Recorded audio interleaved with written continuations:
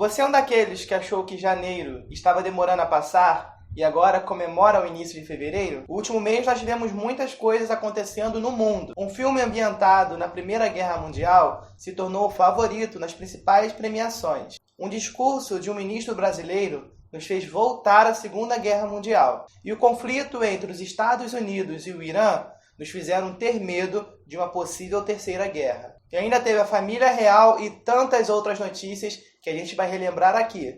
E aí, você se lembra o que aconteceu? «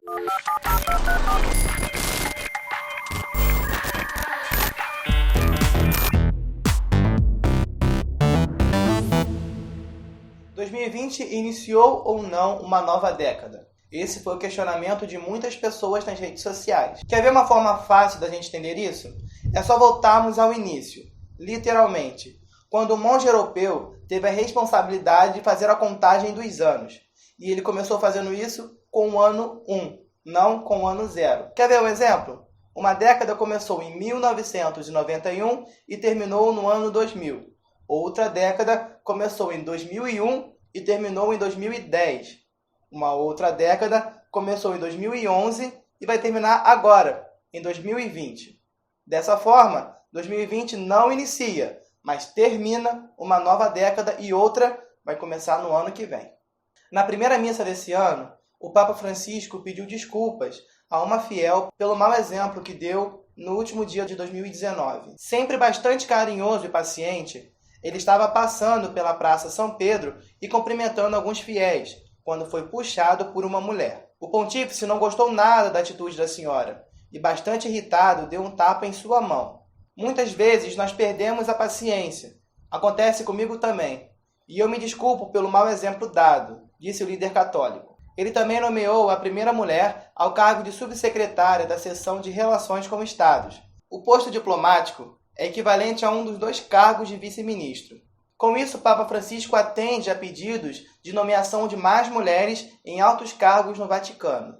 Os Estados Unidos matou Qassem Soleimani, um dos homens mais importantes do Irã e chefe de uma unidade especial da Guarda Revolucionária do país. A operação contou com drones que bombardearam Bagdá, no Iraque, onde Soleimani estava. O Pentágono confirmou o ataque e disse que a motivação seria evitar futuros ataques iranianos, já que Soleimani era considerado o cérebro por trás da estratégia militar e geopolítica do país.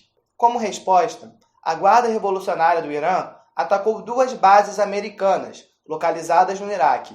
Foram 22 mísseis lançados e a ameaça de ataques terroristas em solo americano, caso alguma retaliação contra o país fosse feita.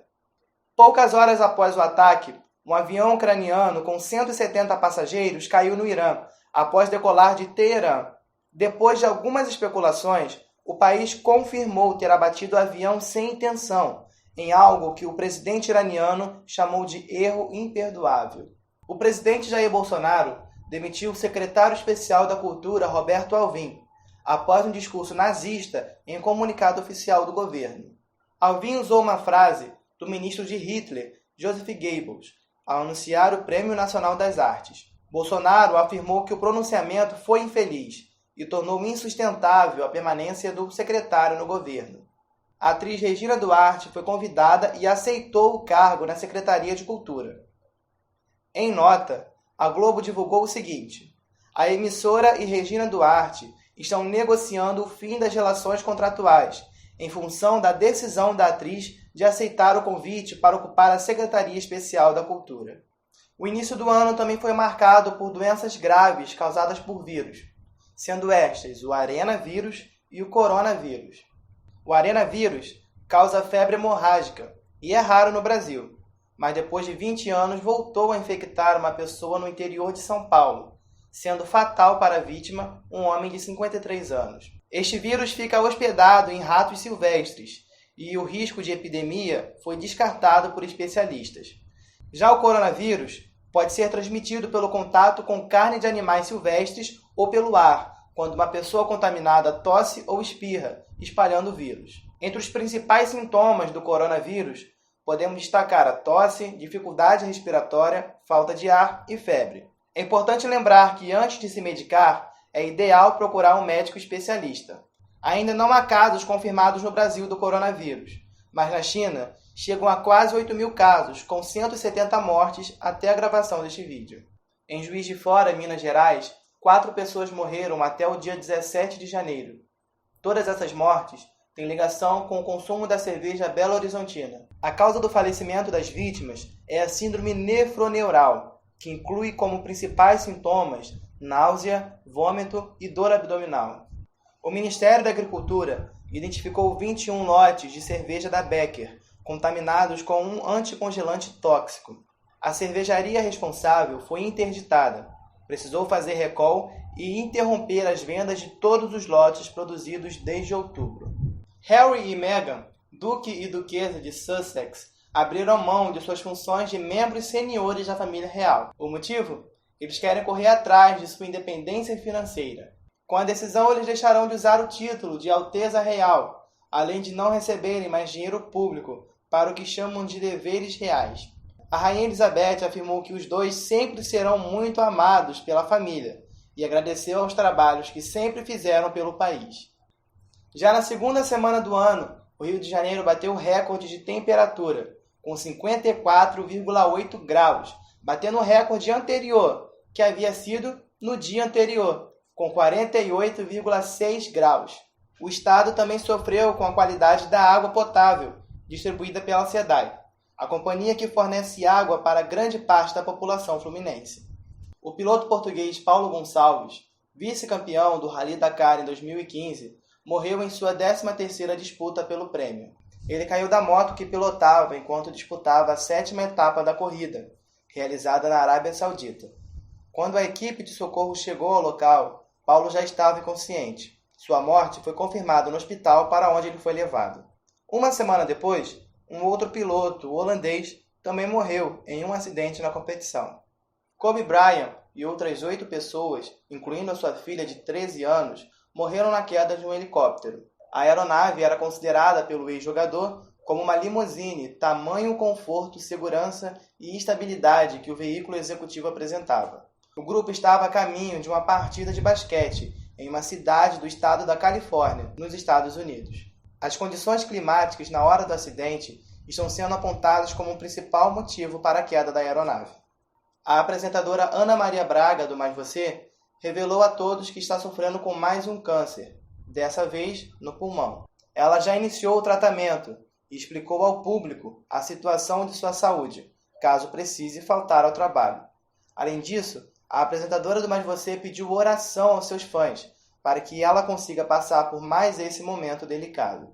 E o autor Agnaldo Silva foi demitido da TV Globo após mais de 40 anos de serviços no canal. Seu último trabalho foi a novela O Sétimo Guardião, que não foi muito bem recebida pelo público. Mas, em seu histórico, Agnaldo possui grandes sucessos como Tieta, Vale Tudo, Roque Santeiro, Senhora do Destino, dentre outras. A temporada de premiações dos cinemas ganhou força na 77ª edição do Globo de Ouro, que é um esquenta para o Oscar. Como melhor filme, 1917 levou o prêmio. Sam Mendes, diretor do filme, também ganhou o prêmio de melhor direção. A produção se destacou diante dos filmes O Irlandês, História de um Casamento, Coringa e Dois Papas. Ainda falando de cinema, o filme Os Novos Mutantes ganhou um novo trailer após 2 anos de adiamento. A produção foi filmada em 2017 e tinha previsão de estreia para abril de 2018. Com a compra da Fox pela Disney, o filme foi adiado diversas vezes. Para a surpresa de quem já estava sem esperanças de ver o filme nas telonas, a Fox revelou que vai sim exibi-lo nos cinemas no dia 3 de abril deste ano. Agora, um relógio inteligente, ele é capaz de salvar uma vida? De acordo com o publicitário Jorge Freire, é possível sim. E ele compartilhou a sua história nas redes sociais. Após uma notificação do aparelho da Apple, Jorge procurou um pronto-socorro e foi diagnosticado com taquicardia, um distúrbio do ritmo cardíaco que pode ser indicativo de problemas sérios de saúde, como infarto, por exemplo. Na publicação, ele fez menção à empresa que fabricou o relógio e recebeu um e-mail de agradecimento da multinacional por ter compartilhado a história dele, que é inspiradora. Uma repórter do Cidade Alerta de Londrina foi surpreendida com um pedido de casamento ao vivo durante o programa. Ela estava entrevistando o bombeiro quando ele se ajoelhou e fez o pedido. Mas olha que curioso, o bombeiro era namorado dela. E sem reação, a repórter não respondeu ao pedido. Após a repercussão na internet, o casal voltou ao jornal, onde dessa vez a jornalista aceitou o pedido. Pela primeira vez em 22 anos, o maestro João Carlos Martins colocou os 10 dedos no piano. Entre idas e vindas, ele anunciou seu retorno ao instrumento, graças a uma luva biônica desenvolvida por um designer industrial. A última despedida dele foi em fevereiro de 2019, devido a uma série de problemas de saúde que impediam a movimentação de suas mãos. Agora, aproximadamente um ano depois, um concerto no Teatro Municipal de São Paulo, em comemoração ao aniversário da cidade, marcou a volta do maestro ao cenário musical. Esses foram alguns dos destaques de janeiro de 2020. Nós sabemos que outras coisas também aconteceram, e outras estão acontecendo agora no mundo. Então, nós temos um encontro marcado no final do próximo mês para lembrarmos o que aconteceu.